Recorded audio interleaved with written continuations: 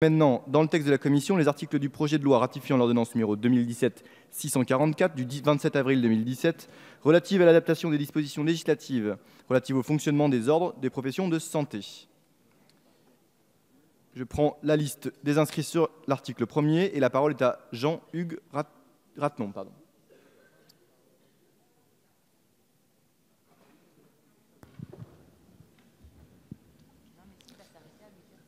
Merci Madame la Ministre, chers collègues. Nous saluons l'effort visant à limiter les abus récurrents et considérer... Excusez-moi, je vais prendre la lunette.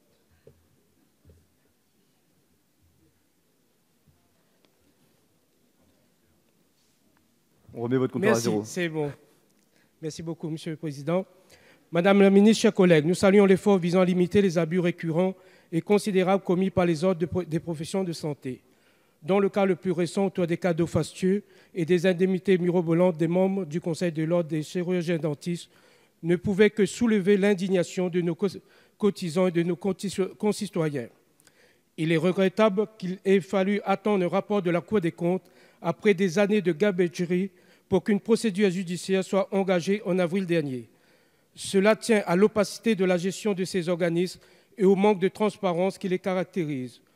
Ce projet de loi de ratification d'ordonnance vise à corriger ces dérives. Mais il ne s'attaque pas au cœur du problème, l'existence même des ordres professionnels médicaux et surtout l'obligation d'adhésion pour tous membres d'une profession médicale. Le Conseil de l'ordre des médecins a été créé en 1940 et il correspond à une logique corporative qui correspond à une société traditionnaliste.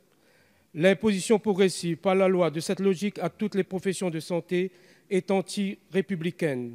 Pourquoi des professions devraient-elles avoir leur propre autonomie, notamment dans la définition de leurs modalités et la sanction de leurs membres, quand la plupart des travailleurs de ce pays répondent directement de leurs actes devant la société? Le système des ordres est donc un encouragement de fait au crime en col blanc, car il génère des espaces juridiques différenciés.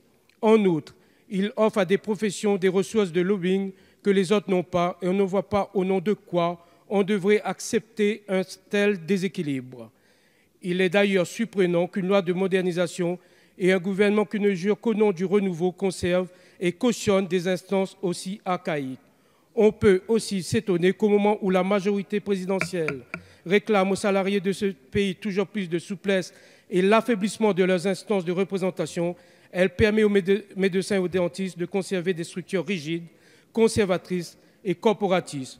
Mais Merci, il est vrai que cette Ratnon. Assemblée compte 87 professions libérales et 0 ouvriers. Merci, Monsieur Ratnon. Avant de donner la parole à Monsieur Bazin, je précise qu'il reste peu d'articles à examiner et que je propose que nous terminions l'examen de ce texte à l'issue de